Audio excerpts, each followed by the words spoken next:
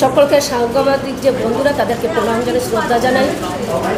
এবং সাংবাদিক যে বন্ধুরা, আপনারা জানেন যে ভারতের সংবিধানের চতুর্থ স্তম্ভ হলো সংবাদপত্র। তাই আপনাদের কাছে আজকে আমি এসেছি একটা বিরাট দুর্নীতির কথা ফাঁস করার জন্য। অল ইন্ডিয়া মোটর মহাসংঘের সংঘাধিপতি হিসেবে যে তার সোসাইটি রেজিস্ট্রেশন, ইনকাম ট্যাক্স যে ফাইল, সেটা আমি প্রতি বছরে সেটা জমা করি।